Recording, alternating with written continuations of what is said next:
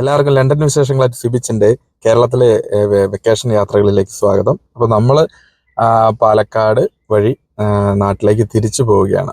നമ്മുടെ ആദ്യത്തെ യാത്ര കോഴിക്കോട്ടേക്കായിരുന്നു. കോഴിക്കോട് നിന്ന് നമ്മൾ വയനാട്ടിൽ പോയി, വയനാട്ടിൽ നിന്ന് ഊട്ടി പോയി, ഊട്ടിയിൽ നിന്ന് മേട്ടുപ്പാളയത്തിൽ ബ്ലാക്ക് തണ്ടറിൽ പോയി ഒരു ദിവസം അവിടെ സ്പെൻഡ് ചെയ്തു. അതിനുശേഷം നമ്മൾ അന്ന് രാത്രി പാലക്കാട് വഴി നമ്മൾ വീട്ടിലോട്ട് കോതമംഗലത്തേക്ക് തിരിച്ചു പോകുന്ന വഴിയാണ് ഈ വീഡിയോ എടുത്ത്. വിദേശ രാജ്യങ്ങളിലുള്ള പോലത്തെ കിടിലൻ റോഡുകളാട്ടോ നമ്മൾ പാലക്കാട് വാളയാർ ചെക്ക് പോസ്റ്റിന് ശേഷം നമ്മുടെ നാട്ടിലേക്ക് കയറിയതിന് ശേഷം നമുക്ക് കാണാൻ കഴിഞ്ഞ്. തമിഴ്നാട്ടിലെ റോഡുകളൊക്കെ കമ്പയർ ചെയ്യുമ്പോൾ നമ്മളാണ് ഇപ്പോൾ ഫാർ ബെറ്റർ കേട്ടോ. നമ്മുടെ ഹൈവേയിലേക്ക് കയറിയപ്പോൾ തന്നെ ലൈൻ ട്രാഫിക് ഫോളോ ചെയ്യണമെന്ന് കൃത്യമായിട്ട് ബോർഡുകളും, ലൈൻ ട്രാഫിക് ഫോളോ ചെയ്തില്ലെങ്കിൽ 1000 രൂപ ഫൈൻ അടയ്ക്കണം എന്നുള്ള ബോർഡുകളൊക്കെ നമുക്ക് കാണാനായിട്ട് സാധിച്ചു. പക്ഷേങ്കിൽ പലരും അത് ഫോളോ ചെയ്യുന്നില്ല. നമ്മൾ പിന്നെ വീഡിയോ ഫോട്ടോ ഒന്നും എടുത്ത് നമുക്ക് കൊടുക്കേണ്ട ആവശ്യമില്ല. എന്തായാലും നല്ല അടിപൊളി റോഡാണ് നമ്മൾ പാലക്കാട്ടിൽ നിന്ന് ഇങ്ങോട്ടേക്ക് ഹൈവേ ആയിട്ട് നമ്മൾ പണിതിട്ടുള്ളത്.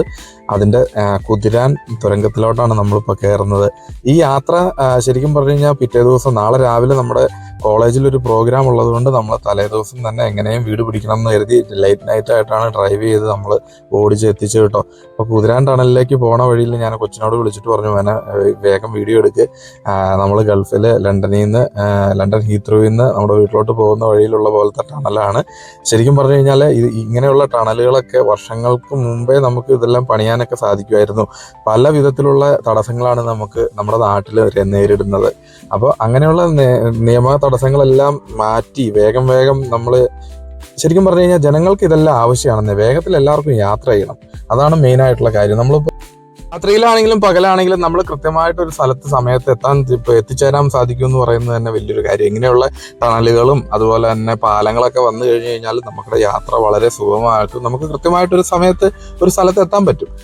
നമുക്ക് ട്രിപ്പുകൾ പ്ലാൻ ചെയ്ത് ഷെഡ്യൂൾ ചെയ്ത് പോകാനായിട്ട് സാധിക്കും. മെയിനായിട്ട് നമ്മൾക്ക് വേണ്ടതും അത് തന്നെയാണല്ലോ, പങ്ക്ച്വാലിറ്റി ആയിട്ട് ഒരു സ്ഥലത്ത് എത്താനായിട്ട് സാധിക്കണം. അപ്പോൾ നമ്മളിങ്ങനെ ഈ ഒരു കഷ്ടപ്പാടൊക്കെ സഹിച്ച് ഞങ്ങൾ ഈ യാത്ര ചെയ്ത് പോകണം എങ്ങോട്ടെന്ന് വെച്ച് കഴിഞ്ഞാൽ ഞാൻ 10ാം ക്ലാസ് കഴിഞ്ഞ് അല്ലെങ്കിൽ നമ്മുടെ +2 ഒക്കെ കഴിഞ്ഞിട്ട് പ്രൊഫഷണൽ വിദ്യാഭ്യാസം സ്റ്റാർട്ട് ചെയ്ത കോളേജിലേക്കാണ്. ഈ പ്രൊഫഷണൽ വിദ്യാഭ്യാസം നമ്മൾ പഠിക്കുന്ന കോളേജ്, ആദ്യമായിട്ട് നമ്മൾ പഠിക്കുന്ന കോളേജിൽ ഉണ്ടാക്കുന്ന ഗ്യാങ് അത്രത്തോളം സ്ട്രോങ് ആയിട്ടുള്ള ഗ്യാങ് വേറെ ഒരു കോളേജിൽ നിന്നും നമുക്ക് കിട്ടുമെന്ന് എനിക്ക് തോന്നുന്നില്ല. അങ്ങനെയുള്ള ഒരു ഗ്യാങ്ങിനെ പരിചയപ്പെടുത്താനും അതുപോലെ തന്നെ ഞങ്ങൾ ആ ഒരു ഒത്തുചേരലിൽ ആരൊക്കെ ഉണ്ടായിരുന്നു, എന്തൊക്കെയായിരുന്നു എന്നുള്ളതൊക്കെ അറിയിക്കാൻ വേണ്ടിയിട്ടാണ് ഈ ഒരു വീഡിയോ ചെയ്യുന്നത്.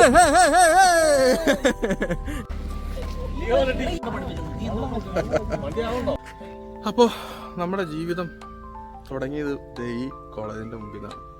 അത്യാവശ്യം ഒരു പ്രൊഫഷണലായിട്ടുള്ള വിദ്യാഭ്യാസം നേടിയത് ഈ പോളിടെക്നിക്കിൽ നിന്നാണ്. ഇവിടെ പഠിച്ചാണ് തുടങ്ങിയത്. ഇവിടെ പഠിച്ച് തുടങ്ങിയ കുറേ ഈ ആൽമരത്തിൻ്റെ മുമ്പിൽ ഇരുന്നിട്ട് സ്ട്രൈക്ക് വിളിക്കലും തമ്മിത്തല്ലും ഒക്കെ കുറേ സുഹൃത്തുക്കളെ കുറച്ച് പേര് എത്തിയിട്ടുണ്ട്. നമ്മൾ പഠിച്ച കോളേജിൽ പലതവണ പോയിട്ടുണ്ടെങ്കിലും നമ്മൾ 10-20 വർഷങ്ങൾക്ക് ശേഷം മാക്സിമം ആളുകളെ കൂട്ടിയിട്ട് എത്ര പേരെ കിട്ടുമെന്നൊന്നും അറിയില്ലായിരുന്നു. അപ്പോൾ ഒരു ഗെറ്റ് ടുഗദർ സെറ്റ് ചെയ്യാം എന്ന് കരുതിയിട്ട്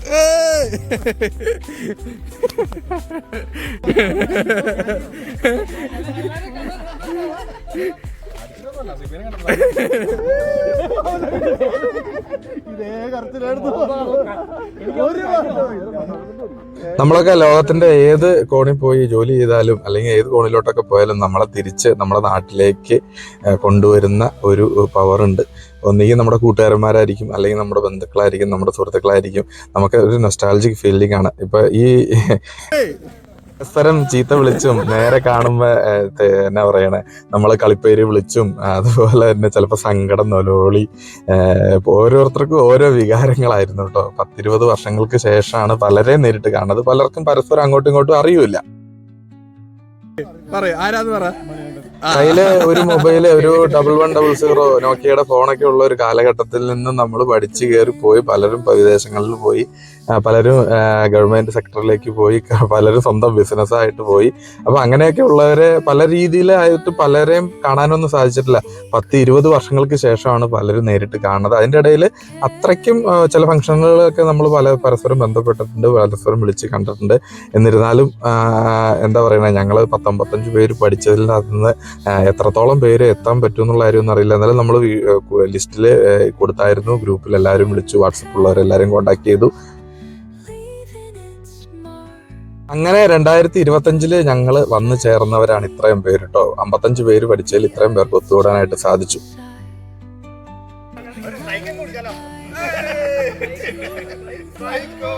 നമ്മൾ കോളേജിൽ പഠിക്കുമ്പോൾ ചെയ്തിട്ടുള്ള ഓരോ കാര്യങ്ങളും ഇങ്ങനെ മനസ്സിൽ ഓർമ്മപ്പെടുത്തുന്ന രീതിയിൽ എന്താ പറയുക, സ്ട്രൈക്ക് വിളിയും അതുപോലെ തന്നെ ആൽമരത്തിന്റെ ചോട്ടിൽ പോയിരിക്കാനും അങ്ങനെയൊക്കെ ഇരിക്കുമ്പോൾ ഓരോരുത്തരായിട്ട് ഇങ്ങനെ വന്ന് കൂടുമായിരുന്നു. അപ്പോൾ പക്ഷേ അടുത്ത ഒരു കൂട്ടുകാരനെ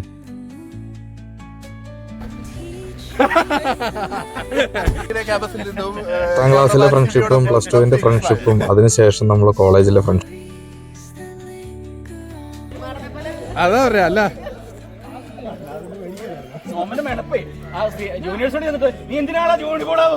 ഓരോ വ്യക്തികളുടെയും ഓരോ രീതിയിലുള്ള കാര്യങ്ങൾ കോളേജിൽ വെച്ചിട്ട് നടത്തിയിട്ടുള്ള കാര്യങ്ങൾ ഇങ്ങനെ ഓരോരുത്തരായിട്ട് അവരുടെ ആ ഒരു നൊസ്റ്റാൾജിക് ഓർമ്മകൾ, ഓരോരുത്തർക്കും ഓരോ കോളേജിന്റെ ഓരോ കാര്യങ്ങളും നമുക്ക് ഓർത്തിരിക്കാനുണ്ടാവല്ലോ. അപ്പോൾ സുധീഷ് ഇങ്ങനെ പറയണത് മോളിൽ കാണുകയാണ് നമ്മുടെ ക്ലാസ്സിന്. എല്ലാവർക്കും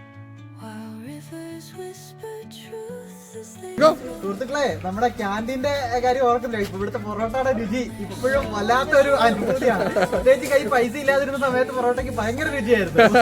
ഞങ്ങളുടെ ക്യാമ്പസില് എല്ലാ ക്യാമ്പസിലും ക്യാൻറ്റീൻ ഉണ്ടാവും. ക്യാൻറ്റീനിലെ ഓരോ ഓർമ്മകൾ എല്ലാവർക്കും ഓർക്കാനുണ്ടാവും. ഞങ്ങൾക്ക് ഏറ്റവും പൊറോട്ടയും സാമ്പാറായിരുന്നു ഞങ്ങളുടെ ഫേവറേറ്റ്. മറ്റൊന്നുമല്ല, പൊറോട്ട വാങ്ങണതിന്റെ കൂട്ടത്തിൽ സാമ്പാർ, ചാറ് കുട്ടഞ്ചേട്ടൻ ഞങ്ങൾക്ക് ഫ്രീ ആയിട്ട് തരും.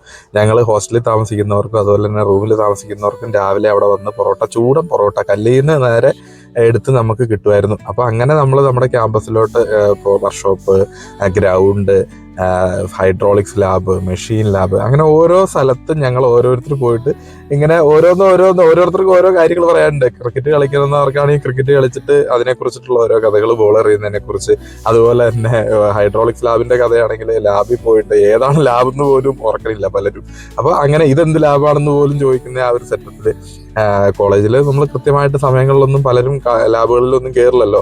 അങ്ങനെ പഠിപ്പിക്കുന്ന സമയത്ത് ക്ലാസ്സിൽ കോളേജിൽ കയറണം, ഹൈഡ്രോളിക്സ് എഞ്ചിനീയറിംഗ് വിഭാഗത്തിന്റെ ബാലപാഠങ്ങൾ ഒരു പോളിടെക്നിക് കോളേജുകളിൽ നമ്മൾ മെഷീനുകളെ കുറിച്ചും അതൊക്കെയാണല്ലോ പഠിക്കുക. പക്ഷെ 1 വർഷവും 2 വർഷവും ഒന്നല്ല, 20 വർഷങ്ങൾക്ക് ശേഷമാണ് ഞങ്ങൾ ഈ ക്യാമ്പസിൽ ചെന്നത് കേട്ടോ. പഠിക്കാനാണ് താല്പര്യം, കോളേജിൽ പോകില്ല. 20 കൊല്ലം, 22, 21 കൊല്ലം അല്ലേ? 20 വർഷത്തിന് ശേഷമാണോ കാരണം? 20 വർഷം, 1 ദിവസം 2 ദിവസം ഒന്നുമല്ല, 20 years. മണികണ്ഠൻ തമിഴ്നാട്ടിലെ മറയൂര് അവൻ അവിടെ നിന്ന് ഇവിടെ പഠിക്കുമായിരുന്നു. ഞങ്ങൾ 20 കൊല്ലം കഴിഞ്ഞിട്ടാണ് ഇത് കാണുന്നത്. ചില്ലറ കാര്യമല്ല അതൊക്കെ. ജീവിതത്തിൽ വീണ്ടും ഒന്ന് കാണാൻ പറ്റും, മറക്കാണ്ട് ഇരിക്കാന്ന് പറഞ്ഞ ഒരു ഓരോ ലക്ഷ്യങ്ങളായിട്ടാണ് ഓരോരുത്തർ പോളിടെക്നിക്കിൽ വന്നത്. കാരണം പോളിടെക്നിക്ക് പഠിക്കണം, ലാറ്ററൽ എൻട്രി എഴുതണം, ബിടെക്കിന് കയറണം, അല്ലെങ്കിൽ 10ാം ക്ലാസ് കഴിഞ്ഞിട്ട് നേരിട്ട് വന്നയാളാണ് മണികണ്ഠൻ. അപ്പൊ അങ്ങനെ പല സ്റ്റേജിൽ നിന്ന് വന്ന ആയിട്ടുള്ളവർക്ക് എല്ലാവർക്കും ബേസിക് ആയിട്ടുള്ള ഇലക്ട്രിക്കൽ പഠിച്ച ആ റൂമാണ് ഞങ്ങളുടെ സ്റ്റാർട്ടിങ്. അവിടെ നിന്നാണ് ഞങ്ങളെല്ലാവരും ഇലക്ട്രിക്കലിന്റെ ബാലപാഠങ്ങൾ പഠിച്ചത്. കോളേജിനെ ചുറ്റി ഞങ്ങൾ ചുറ്റും പോയി ഓരോരുത്തർക്കും ഓരോ സ്ഥലത്ത് ചെല്ലുമ്പോൾ ഓരോരോ കാര്യങ്ങളാണ്. ബിൻ ടീച്ചറിന്റെ ലാബ്, മെഷീൻ ലാബ്, അങ്ങനെ ഒരു 2 മണിക്കൂറോളം സമയം ഞങ്ങൾ കോളേജിൽ സ്പെൻഡ് ചെയ്തു. 55 പേര് പഠിച്ചതിൽ ഞങ്ങൾക്ക് ആകെയുള്ള ഒരു പെങ്ങളാണ് വരുന്നത്. പെങ്ങളും ഫാമിലി എന്ന് വെച്ച് കഴിഞ്ഞാൽ സ്മിത എന്ന് പറഞ്ഞിട്ട് ഒരു കൂട്ടുകാരി ഉണ്ടായിരുന്നുള്ളൂ. ഞങ്ങൾ 54 പേരുടെ കൂട്ടത്തിൽ ഒരു പെണ്ണ് ഒറ്റയ്ക്ക് പഠിച്ചവള് നാട്ടിൽ തന്നെ സ്വന്തമായിട്ട് ബിസിനസ് ചെയ്യുന്നു. B ക്ലാസ് കോൺട്രാക്ടറാണ്. വലിയ ട്രാൻസ്ഫോമറുകളും ഒക്കെ ഇൻസ്റ്റാൾ ചെയ്യാൻ പാകത്തിനുള്ള പവറിലുള്ള ഒരു വലിയ കോൺട്രാക്ടർ. സ്വന്തം ബിസിനസ്, സ്വന്തം കാലിൽ നിൽക്കുന്ന ഒരു ആളായിട്ട് മാറി. കാരണം ഞങ്ങളെപ്പോലെയുള്ള കുറേ കാട്ടുവല്ലന്മാരുടെ കൂടെ പഠിച്ച് അടിയും തടയും പഠിച്ചതുകൊണ്ട് അവളെ സംബന്ധിച്ചിടത്തോളം മറ്റുള്ള എന്ത് പ്രതിസന്ധിയിലും തളരില്ല എന്നുള്ളൊരു ഞങ്ങൾ കുറേ പേരുടെ സപ്പോർട്ട് ഉണ്ടായിരുന്നു കേട്ടോ പഠിക്കുന്ന സമയത്ത്. കാരണം ഒരാൾ പോലും ഞങ്ങളുടെ ക്ലാസ്സിലുള്ള ഒരു പെൺകൊച്ചിനോട് കമന്റോ ഒരു മോശം വാക്ക് പറയാനോ ഒന്നുമില്ല. കാരണം ഒന്ന് പറഞ്ഞ് 2 ഇടി ഉണ്ടാക്കാൻ ഒരു കാരണങ്ങൾ ഞങ്ങൾ അന്വേഷിച്ച് കിടക്കുന്ന പോലെയായിരുന്നു അന്നത്തെ കാലത്തൊക്കെ. ആരെങ്കിലും എന്തെങ്കിലും ഒരു കമന്റ് പറഞ്ഞു കഴിഞ്ഞാൽ അന്ന് അവിടെ ഇടിയാണ് ആ ക്ലാസ്സിൽ. ആ മാതിരി ഒരു പോളി എന്ന് പറഞ്ഞു കഴിഞ്ഞാൽ പോളിടെക്നിക്കിൽ നിങ്ങൾ ഒരു എഞ്ചിനീയറിംഗ് കോളേജ് കിട്ടാത്തോ അല്ലെങ്കിൽ വേറെ ഒരു പ്രൊഫഷണൽ ഡിഗ്രി കോളേജ് കിട്ടാത്തതിനേക്കാളൊക്കെ കുറച്ചുകൂടെ ഫ്രീഡം ഉണ്ട്. അതുപോലെ തന്നെ കുറച്ചുകൂടെ രാഷ്ട്രീയമുണ്ട്, കുറച്ചുകൂടെ എല്ലാവർക്കും ലക്ഷ്യങ്ങളുണ്ട് എന്നൊക്കെ. കാരണം കാരണവന്മാരുടെ പുഷിങ്ങിൽ വന്നവരല്ല പോളിടെക്നിക്കിലേക്ക് വരുന്നത്, സ്വന്തം ഇൻട്രസ്റ്റോട് കൂടി വന്നിട്ടുള്ളവരാണ്. അപ്പോൾ അങ്ങനെ ഞങ്ങൾ ആ കോളേജിന്റെ കുറച്ച് കാര്യങ്ങളൊക്കെ നൊസ്റ്റാൾജിയും കാര്യങ്ങളൊക്കെ അതിന് ശേഷം ഞങ്ങളുടെ മുട്ടത്ത്, മൂലമറ്റം മുട്ടത്ത് മലങ്കര ഡാമുണ്ട്. മലങ്കര ഡാമിന്റെ സൈറ്റിൽ റൈഫിൾ ക്ലബ്ബ് എന്ന് പറഞ്ഞിട്ടൊരു ഷൂട്ടിംഗ് ട്രെയിനിങ് സെന്റർ ഉണ്ട്. ഇപ്പോൾ പുതിയ ഫിലിമൊക്കെ ഇറങ്ങിയല്ലോ റൈഫിൾ ക്ലബ്ബ്. ഒരുപക്ഷെ ഇങ്ങനെയുള്ള ഒരു ക്ലബിനെ ബേസ് ചെയ്തിട്ടൊക്കെ ആയിരിക്കാം. പക്ഷേ അവിടെ നമ്മൾ ഈ കാണുന്നതാണ് മലങ്കര ഡാമയും. ഡാമിലൊക്കെ ഞങ്ങൾ പോയി ഒത്തിരി കുളിച്ചിട്ടുള്ളതാണ് മലങ്കര ഡാമിൽ. കാരണം ഞങ്ങൾ താമസിക്കുന്ന ഈ കോളേജിനോട് ചേർന്നിട്ടായിരുന്നു. അപ്പോൾ ഈവനിങ്ങിൽ സ്നാക്സ് ആയിട്ട് സോമേട്ടൻ്റെ വക, സോമേട്ടൻ എന്ന് പറഞ്ഞു കഴിഞ്ഞാൽ ഞങ്ങളുടെ ഈ ഒരു പ്രോഗ്രാം ഓർഗനൈസ് ചെയ്ത് ബിബിൻ എന്ന് പറഞ്ഞിട്ടുള്ള കൂട്ടുകാരനാണ്. ഞങ്ങൾ അദ്ദേഹത്തെ സോമേട്ടൻ എന്നാണ് അവനെ വിളിക്കുന്നത്. അപ്പോൾ ഞങ്ങളുടെ ഒരു നേതാവ്, ഇപ്പൊ തൊടുപുഴ ബ്ലോക്ക് പഞ്ചായത്ത് വൈസ് പ്രസിഡന്റാണ് ഈ വന്നിട്ടുള്ളത്. പുള്ളിക്കാരൻ ഞങ്ങളുടെ ക്ലാസ്മേറ്റാണ്. അപ്പോൾ മറ്റൊന്നുമല്ല, പുള്ളിക്കാരൻ രാഷ്ട്രീയത്തിലോട്ട് പോയി കോളേജിന് ശേഷം ഞങ്ങൾ ചേട്ടൻ എന്നാട്ടോ വിളിച്ചുകൊണ്ടിരുന്നത്, ജോബി ചേട്ടൻ എന്നാണ്.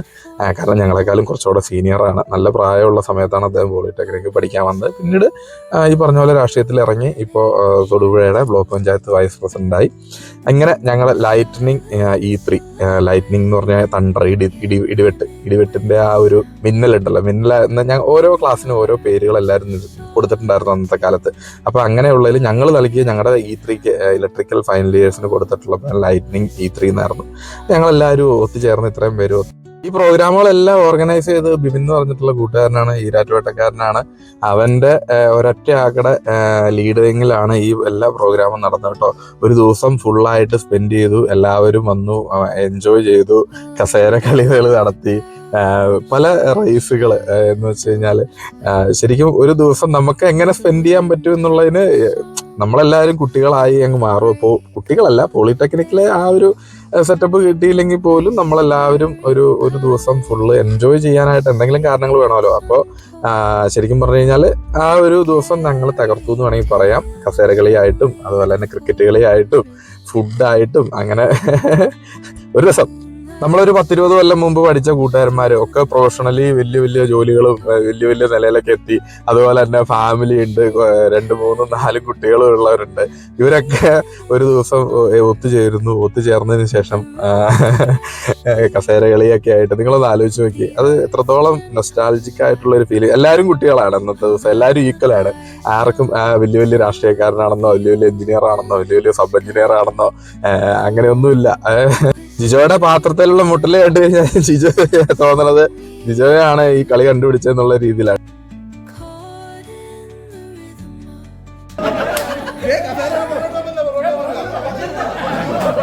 എല്ലാവർക്കും അവരവരുടേതായിട്ടുള്ള ഒരു ഫ്രീഡവും നമ്മുടെ ആ പഴയ സുഹൃത്തുക്കളോട് നമ്മൾ ശരിക്കും മനസ്സറിഞ്ഞ് എൻജോയ് ചെയ്യാൻ പറ്റിയ ഒരു ദിവസമാട്ടോ എല്ലാവർക്കും. അങ്ങനെ കസേരകളിൽ കുറേ നേരം ഒരു സ്ഥലത്തേക്ക് തന്നെ ചുറ്റി. ഇപ്പൊ പ്രായം കൂടിയോണ്ടായിരിക്കും എല്ലാവർക്കും തല ചുറ്റുണ്ട്, തിരിച്ചോടിക്കാൻ പറഞ്ഞ് അങ്ങനെ തിരിച്ചോടി. ഓടുന്നവരും പുറത്തുള്ളവരും പുറത്തേക്കായിരുന്നു ഓട്ടം. അങ്ങനെ എന്തായാലും മത്സരങ്ങൾ നല്ല ഉടുമ്പിരി കൊണ്ട് അവസാനം കസേരന്ന് പിടിവിടില്ല എന്ന് പറഞ്ഞിട്ട് ജോബിയും വിൻഡോയും അതുപോലെ തന്നെ സ്മിതേന്റെ കുട്ടികളും ആയിട്ട് മാറി. അവസാനത്തെ ലാപ്പ് ഓടുന്ന സമയത്ത് ജോബി പുറകിലോട്ട് ഇരുന്നു, കൊച്ചിന്റെ മടിയിലേക്ക് ഇരുന്നു. പക്ഷേങ്കിൽ ജോബി പിന്മാറി, ജോബി കസേര വിട്ടുകൊടുത്തു. പിന്നെയുള്ളത് വിൻഡോയാണ്. നിങ്ങൾ നോക്കിക്കഴിഞ്ഞാൽ കാണാൻ പറ്റും, വിൻഡോയും സുമിതയുടെ കുഞ്ഞുമായിട്ടുള്ള ഘോര മത്സരമാണ് ഇനി നടക്കാൻ പോണ കേട്ടോ. കസേര അങ്ങനെ ആർക്കും വിട്ടുകൊടുക്കൂല എന്നുള്ള രീതിയിൽ ആണ് മത്സരം. വിൻഡോ ചെന്നിരുന്നത് കൊച്ചിന്റെ മടിയിലേക്കായി പോയി. അപ്പൊ അവസാനം കൊച്ചു തന്നെ ജയിച്ചു, സ്മിതന്റെ ഇളയമോള് ജയിച്ചു. അപ്പൊ ജോബി പറയുന്നുണ്ട്, കസേര ഞാൻ വിട്ടുകൊടുക്കണമല്ല, എന്നാലും കുഞ്ഞായതുകൊണ്ട് ഞാൻ സമ്മാനം ഞാൻ കൊടുക്കാം എന്ന് പറഞ്ഞ് ജോബിയും ബിബിനൊക്കെ ആയിട്ട് സമ്മാനം കൊടുത്തു. സമ്മാനമൊക്കെ കരുതി ആരൊക്കെ എന്തൊക്കെ ചെയ്യണം എന്നൊക്കെ ആയിട്ട് ബിബിൻ കൃത്യമായിട്ട് പ്ലാനിങ്ങോടുകൂടിയാണ് അവൻ ഈ പ്രോഗ്രാമൊക്കെ ഓർഗനൈസ് ചെയ്തിട്ട്. ആ കാര്യത്തിൽ ബിബിനെ ഞങ്ങളെല്ലാവരും ബിബിനെ ഉള്ള നന്ദി ഇപ്പോഴും അറിയിക്കണം. കാരണം ഇത്രയും പേരെങ്കിലും ആട്ടിക്കൂട്ടാൻ പറ്റിയല്ലോ എന്നുള്ളത് ചില്ലറ കാര്യമല്ല. 55 പേര് പഠിച്ചതിൽ വന്നിട്ടുള്ളവരാണ് ഇത്രയും പേര്. പക്ഷെ ആ വന്നിട്ടുള്ളവരെല്ലാവരും ഒരു ദിവസം ഞങ്ങളെ എൻജോയ് ചെയ്തു. അതിനുശേഷം ക്രിക്കറ്റ് കളി, പിന്നെ ഓട്ട മത്സരത്തിൽ ജയിച്ചവർക്ക് അപ്പം തന്നെ സമ്മാനം. അതിനുശേഷം ഒരു പുതിയ റൈസ് എന്നുള്ള രീതിയിൽ തലയിൽ കപ്പ് വെച്ചിട്ട് ഓടിക്കാനുള്ള മത്സരം. നടത്തി. അപ്പൊ ഇതൊക്കെ ഓരോ നിങ്ങളൊന്ന് ആലോചിച്ചൊക്കെ 40-40 വയസ്സായ ആളുകള് അല്ലെങ്കിൽ 10 വയസ്സായിട്ടുള്ള കൂട്ടുകാരന്മാരെല്ലാരും കൂടിയിട്ട് ഇതുപോലെ ഒത്തുചേർത്ത് ഓരോരോ മത്സരങ്ങളത് നിങ്ങൾക്ക് നോക്കിയാൽ കാണാൻ പറ്റും. രാഷ്ട്രീയത്തിലാണെങ്കിലും ഓട്ടത്തിലായാലും കസേരകളിലായാലും മുന്നിലല്ല എന്ന് ജോബിച്ചൻ തെളിയിക്കുകയാണ്. ഇതിങ്ങനെ ഓരോന്ന് വീഡിയോ ഒക്കെ എടുക്കണതിന്റെ ഇടയിൽ ഉമ്മാര് ചോദിക്കും, എടാ ഇതൊക്കെ വല്ല വീഡിയോ ആയിട്ട് വരുമോ എന്നെങ്കിലും, നീ അത് ചെയ്യുമോന്നൊക്കെ ചോദിക്കും. അപ്പൊ പല രീതിയിൽ. അപ്പൊ സ്മിതന്റെ കൊച്ചാണ് നല്ല ബ്രൈറ്റ് ആയിട്ട് അവള് ചെയ്തതെന്ന് വെച്ചാൽ അവള് ഹെയർ പിന്നെ എടുത്ത് കുത്തി വെക്കുമായിരുന്നു. അപ്പൊ ആരോ പറഞ്ഞു കൊടുത്താണ്, ചേട്ടന്മാരോ പറഞ്ഞു കൊടുത്താണ് അമ്മമാര്. അപ്പൊ അങ്ങനെയൊക്കെ ഉള്ള അവസാന ഹീറ്റ്സ് കടത്തി, പിന്നെ ഫൈനൽ കടത്തി ജോബി തന്നെ ജയിച്ചു. ജോബിക്ക് സമ്മാനം കൊടുത്ത്. നമ്മുടെയൊക്കെ ചെറുപ്പത്തിലെ ക്രിക്കറ്റ് കളിയായിരുന്നല്ലോ ബെസ്റ്റ് ആയിട്ടുള്ള ഒരു ഗെയിം. അന്നത്തെ കാലത്ത് ക്രിക്കറ്റ് എന്ന് പറഞ്ഞു കഴിഞ്ഞാൽ എല്ലാവർക്കും ഭ്രാന്താണ്. ആ ക്രിക്കറ്റിന്റെ സച്ചിൻ, ദ്രാവിഡ്, ഗാംഗുലി എന്നൊക്കെയുള്ള ആ ഒരു സെറ്റപ്പില് ആ ഒരു കാലഘട്ടങ്ങളിലുള്ളവർക്കൊക്കെ ക്രിക്കറ്റ് ഒരു ഭ്രാന്തായിരിക്കും. അപ്പൊ അതിന് ഈ ക്രിക്കറ്റും ബാറ്റൊക്കെ കൊണ്ടുവന്ന ആരാന്നറിയില്ല. എന്നാലും നമ്മള് ബാറ്റും ബോളും കിട്ടിക്കഴിഞ്ഞ് കഴിഞ്ഞാൽ ഒരു 2 റൗണ്ട് ബോൾ എറിഞ്ഞില്ലെങ്കിൽ ഒരു സമാധാനം എനിക്കും ഉണ്ടാവില്ല. അതുപോലെ തന്നെ ശരവണിന് 2 സിക്സ് അടിച്ചില്ലെങ്കിൽ ശരവൺ ഉണ്ടാവില്ല. ഷിജോയുടെ ഒരു തുഴച്ചിലും അതുപോലെ അങ്ങനെ അപ്പൊ തന്നെ അവിടെ ടീമൊക്കെ ഇട്ടിട്ട് പണ്ടത്തെ കാലത്ത് നമ്മൾ ടീം ഇടുന്ന പോലെ അക്ക ഇക്ക വെക്കം പൊക്കം പറഞ്ഞ് ടീമൊക്കെ ഇട്ട്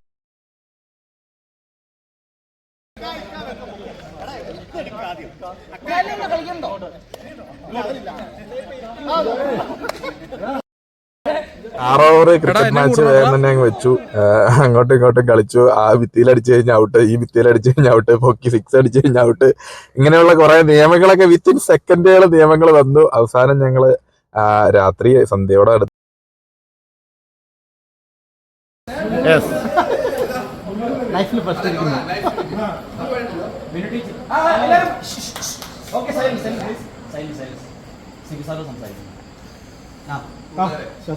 അപ്പൊ നമ്മള് 2005 നമ്മള് പോളിടെക്നിക്കില് മുട്ടം പോളിടെക്നിക്കില് ഇലക്ട്രിക്കൽ ബാച്ചിൽ പഠിച്ചു.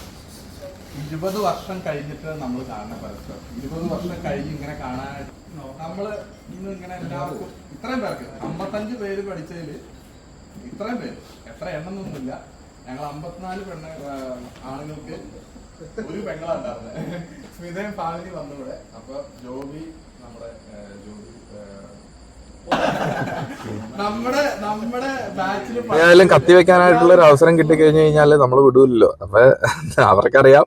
എന്നാലും നമ്മൾ കുറച്ചു നേരം ഞാൻ എന്റേതായിട്ടുള്ള ഒരു ചെറിയ രീതിയിലെ ഓർമ്മകളും പോളിടെക്നിക്കിൽ നടന്ന കാര്യങ്ങളും അങ്ങനെ അതിനുശേഷം നടന്ന കാര്യങ്ങളും ഇപ്പൊ എവിടെ എത്തി എന്നുള്ള കാര്യങ്ങളെ കുറിച്ചിട്ടൊക്കെ പരസ്പരം ഇതിൽ പലരും നമുക്ക് എല്ലാവർക്കും വാട്സപ്പ് ഗ്രൂപ്പുകൾ ഉണ്ടായി വന്നതിന് ശേഷം വാട്സപ്പ് ഗ്രൂപ്പ് വഴി എല്ലാവരും കോൺടാക്ട് ചെയ്യുന്നുണ്ടെങ്കിലും അതിനു മുമ്പ് ഒന്നും പരസ്പരം ബന്ധപ്പെടാനൊന്നും നമുക്ക് ഒരു കോൺടാക്ട് ഒന്നും അന്നത്തെ കാലത്തൊക്കെ നമ്മൾ ശരിക്കും പറഞ്ഞു കഴിഞ്ഞാല് ഓട്ടോഗ്രാഫ് ഒക്കെ എഴുതുന്ന ഒരു സെറ്റപ്പായി. പോളിടെക്നിക്കിലോട്ടൊക്കെ ചെന്നതോടുകൂടി ഓട്ടോഗ്രാഫ് അങ്ങനെയുള്ള കാര്യങ്ങളൊന്നും നമ്മൾ എഴുതാറില്ലല്ലോ.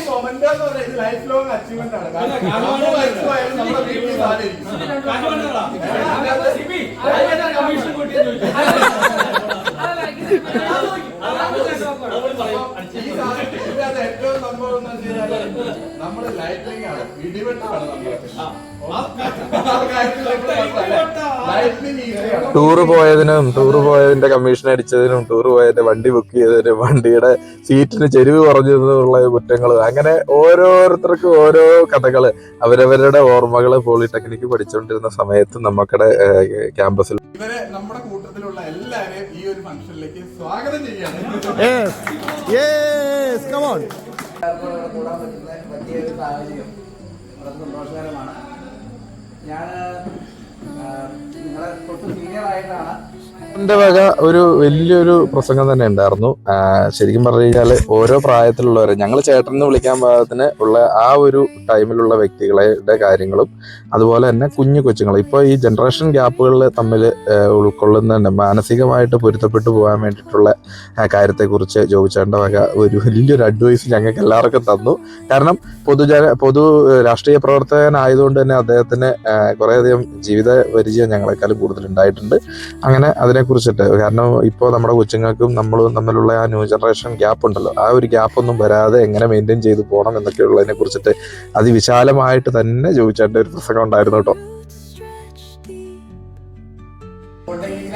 പഠിക്കാൻ വന്നു കഴിഞ്ഞ സമയത്ത് ഞാൻ ഫസ്റ്റ് ഇയർ വന്ന കഴിഞ്ഞ സമയത്ത് തന്നെ എൻ്റെ കൂടെ പഠിച്ചയാള് എന്നെ പഠിപ്പിക്കാനുള്ള സാഹചര്യം.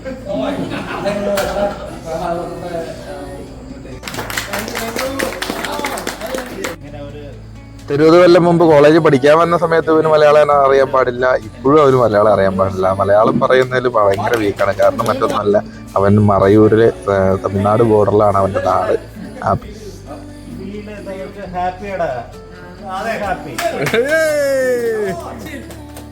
പണ്ട് നമ്മൾ കോളേജിൽ എൻജോയ്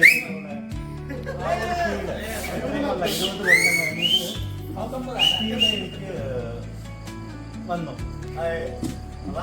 ഇനി ഒരിക്കൽ കൂടെ വിളിച്ചാൽ വരും. എപ്പോൾ വിളിച്ചാലും ഞാൻ വരും.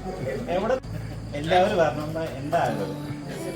എല്ലാവരും സപ്പോർട്ട് ചെയ്യണം. ഇതുപോലെ എപ്പോഴും എല്ലാവരും കമ്മ്യൂണിക്കേറ്റ് ചെയ്ത് എല്ലാവരും ഓരോ ആവശ്യങ്ങളൊക്കെ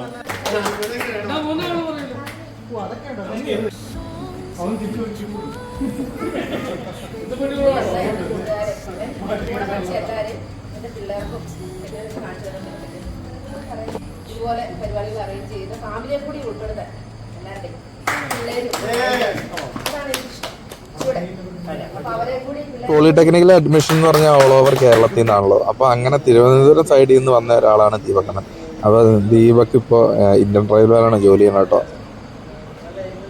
എല്ലാവർക്കും നമ്മുടെ ക്ലാസിന്റെ പേരൊക്കെ വെച്ചിട്ട് ലൈറ്റ്നിങ് E3 എന്നൊക്കെ പറഞ്ഞിട്ട് ഒരു മൊമെന്റ് ഒക്കെ സെറ്റ് ആക്കിയിട്ടുണ്ടായിരുന്നു. എല്ലാവർക്കും അതിങ്ങനെ ഒരാൾ വേറൊരാൾക്ക് ഹാൻഡ് ഓവർ ചെയ്യുന്ന രീതിയിൽ ബിബിനാണ് അതൊക്കെ ഓർഗനൈസ് ചെയ്തിട്ടോ.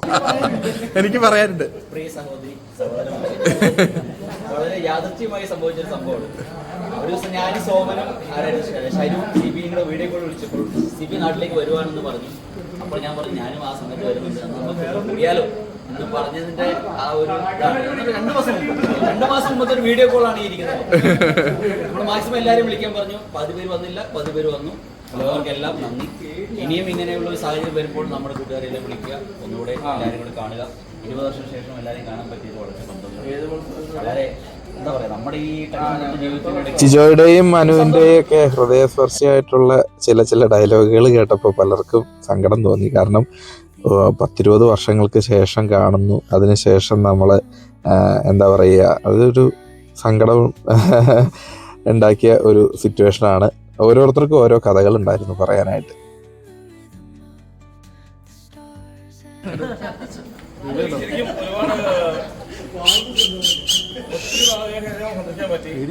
എല്ലാവരും ഉണ്ടായിരുന്നു. ഇതുപോലെ തന്നെ ഉണ്ടാക്കുക നമ്മുടെ ലൈഫ് ഇങ്ങനെയൊക്കെയാണല്ലോ സ്വഭാവമായിട്ട്. ഒന്നുമില്ലാത്ത അവസ്ഥയിൽ നിന്ന് ആകെ സന്തോഷമൊക്കെ ഉള്ളൂ. ഒരു 10-25 കൊല്ലം മുമ്പ് നമ്മൾ പോളിടെക്നിക്കൊക്കെ പഠിക്കുന്ന സമയത്ത് രാഷ്ട്രീയം അതിഭയങ്കരമായിട്ട് ക്യാമ്പസുകളിൽ ഉണ്ടായിരുന്നു. അതുപോലെ തന്നെ നമുക്ക് അലമ്പി പോകാനായിട്ടുള്ള സാഹചര്യങ്ങൾ ഒത്തിരി ഉണ്ടാകും. അപ്പം അങ്ങനെയൊക്കെയുള്ള ഒരു സാഹചര്യത്തിൽ പരസ്പരം ഈ പാർട്ട് ടൈം ജോലികൾക്കൊക്കെ പോയും ഓരോ ആവശ്യങ്ങൾക്കൊക്കെ പോയിട്ടാണ് നമ്മൾ പണം കണ്ടെത്താനും ഒക്കെ ആയിട്ട്. കാരണം അന്നത്തെ സിറ്റുവേഷനിൽ കാരണന്മാർക്ക് വലിയ തുകകൾ സമ്പാദ്യമായിട്ടോ ഒന്നുമുള്ള ഒരു തലമുറയായിരുന്നില്ല ഞങ്ങൾ. ഞാൻ പറയുന്ന വലിയ വലിയ കാര്യങ്ങളാണ്. നമ്മുടെ ബാച്ചിന്റെ പകുതി ആൾക്കാർ പോലും നമ്മളിപ്പോൾ ഇവിടെ കൂടിയിട്ടില്ല. എങ്കിലും ഉള്ള ആൾക്കാരെ വെച്ച് ഇങ്ങനെ ഒരു പരിപാടി വെച്ചാൽ നമ്മുടെ സുഹൃത്തായിട്ട് ഞാൻ സോമേട്ടന്റെ വേദിയിലോട്ട് തന്നെ സെൻഡ് ചെയ്യാം. നിന്റെ വേദിയിലോട്ട് സെൻഡ് ചെയ്യാം. ഞാൻ സുഹൃത്ത് സോമേട്ടൻ അതെല്ലാവരും വരാമെന്ന് പറഞ്ഞ് ഒരു പരിപാടി തുടങ്ങി അതൊന്നും ഒരു പൂർണ്ണതയിൽ എത്തിക്കണമെങ്കിൽ ശരിക്കും പറഞ്ഞാൽ അതുപോലെ അവൻ കഷ്ടപ്പെട്ടിട്ടുണ്ട്. അതുകൊണ്ട് അവൻ എനിക്കൊരു ഇവിടെ വിളിച്ചു വരുത്തിയുണ്ട് നന്ദി പറയാതിരിക്കും പറ്റിയില്ല. ഞാൻ ചില കാര്യങ്ങളിൽ ഓർഗനൈസ് ചെയ്തിട്ടുണ്ട്. പക്ഷെ ഇത്ര ഭംഗിയായിട്ട് ആദ്യത്തെ തവണ ഇത്ര ഭംഗിയായിട്ട് ചെയ്യുന്നത് സോമേട്ടൻ്റെ വലിയൊരു നന്ദിയെ അറിയിക്കാം. നമ്മളൊരു പകുതി ആൾക്കാരെങ്കിലും നമ്മൾ ഇത്ര പേര് കൂട്ടിയല്ലോ. അപ്പൊ അടുത്ത വർഷം നമ്മൾ ഇതിൽ നന്നായിട്ട് എന്തായാലും നമ്മൾ ആദ്യത്തെ ഒരു ഫംഗ്ഷൻ നല്ല ഇങ്ങനെ ഒരു ഫംഗ്ഷൻ അപ്പൊ ഇത്രയും പേരെ അവനെ കൂട്ടാൻ സാധിച്ചില്ല. അവന് ഞാൻ പ്രത്യേക ഒരു നന്ദി ഞാൻ അറിയിക്കുകയാണ്. പിന്നെ ഇനി വരും കാലങ്ങളിൽ ഇതിന് നന്നായിട്ട് ചെയ്യാൻ പറ്റണം എന്ന് തന്നെ. നമ്മളെല്ലാം പ്രായം കൂടി വരുന്ന ആൾക്കാരാണ്. പലരും പല രാജ്യങ്ങളിലാണ്, പലരും പല പ്രൊഫഷണലായിട്ട് നടക്കുന്ന ആൾക്കാരാണ്. അപ്പം ഇനി വരും കാലങ്ങളിൽ ഇതിന് ശക്തിയായിട്ട് ഇതിന് നന്നായി പരിപാടി പ്രോഗ്രാം ഉണ്ടാവണമെന്ന് എനിക്ക് വലിയൊരു ആഗ്രഹമുണ്ട്. അപ്പം ഇത് സംഘടിപ്പിച്ച സോമേട്ടന് എൻ്റെ ഏറ്റവും വലിയൊരു നന്ദി ഞാൻ ആത്മാർത്ഥമായിട്ട് ഞാൻ അറിയിക്കുകയാണ്.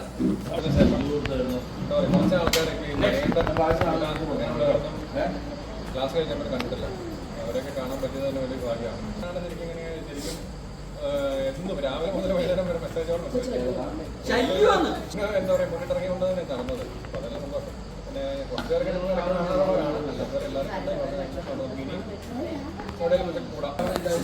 നന്ദി, നമസ്കാരം. ഓടി കഴിഞ്ഞാൽ പിന്നെ എന്തെങ്കിലും പരിപാടി ഉണ്ടെങ്കിൽ ആ പരിപാടികളെല്ലാം എങ്ങനെ എനിക്ക് ആക്കി തരുന്നത് ഞാൻ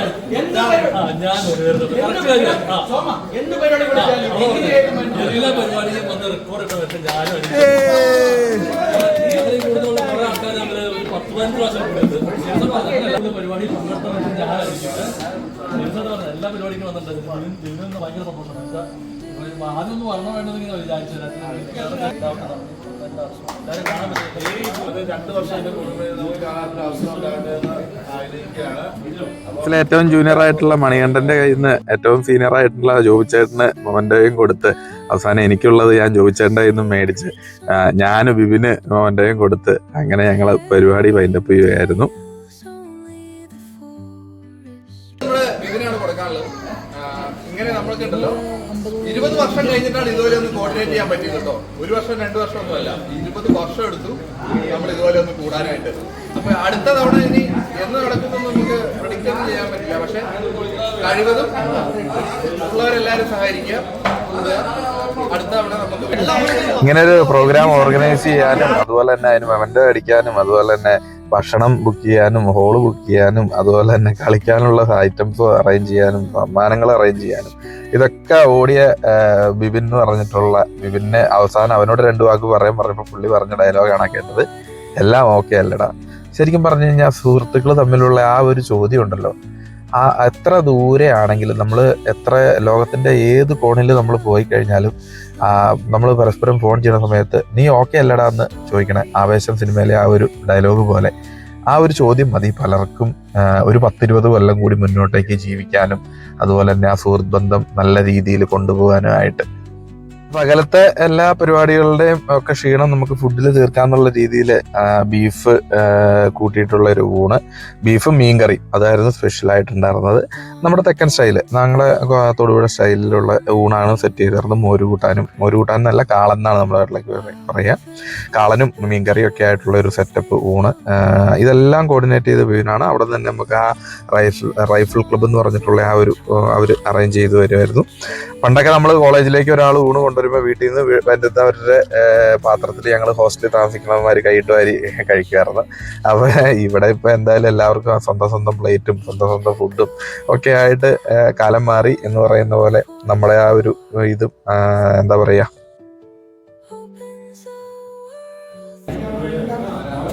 എല്ലാത്തിൻ്റെയും അവസാനം ഏതെങ്കിലും ഒരു റൂമിൽ ആയിരിക്കും എന്ന് പറയുന്ന പോലെ തന്നെ ഞങ്ങളും 10-20 കൊല്ലത്തിന് ശേഷം പരസ്പരം കണ്ടായതുകൊണ്ട് തൊടുപുഴയിൽ ഹൈ റേഞ്ച് എന്ന് പറഞ്ഞിട്ടുള്ള ഹോട്ടലിൽ ഞങ്ങൾ റൂം എടുത്ത് രാത്രി 2:30-3 മണി വരെ പരസ്പരം വർത്താനം പറഞ്ഞ് പണ്ടത്തെ കോളേജിൽ പഠിക്കുന്ന സമയത്തെ പോലെ ചീട്ടുകളിയൊക്കെ ആയിട്ട് ഒരു ദിവസം അങ്ങ് സ്പെൻഡ് ചെയ്തു. ശരിക്കും പറഞ്ഞു കഴിഞ്ഞാൽ ഇതുപോലെ ഒരു ഗ്യാങ് നിങ്ങൾക്ക് ഉണ്ടെങ്കിൽ നിങ്ങൾ കമൻറ്റ് ചെയ്യുക, രേഖപ്പെടുത്താനായിട്ട് മറക്കണ്ട. ഒരു ജീവിതത്തിന്റെ 4-1 എന്ന് വേണമെങ്കിൽ പറയാം. അത്രയും വർഷങ്ങൾക്ക് ശേഷമാണ് പരസ്പരം ഞങ്ങളൊക്കെ ഒന്ന് കണ്ടത്, പലരും കൂട്ടത്തിലുള്ള പലരുമായിട്ട്. അപ്പം അങ്ങനെ ഒരു ദിവസം ഞങ്ങളവിടെ ആഘോഷമായിട്ട് സന്തോഷിച്ച് പിറ്റേ ദിവസം യാത്രയായി.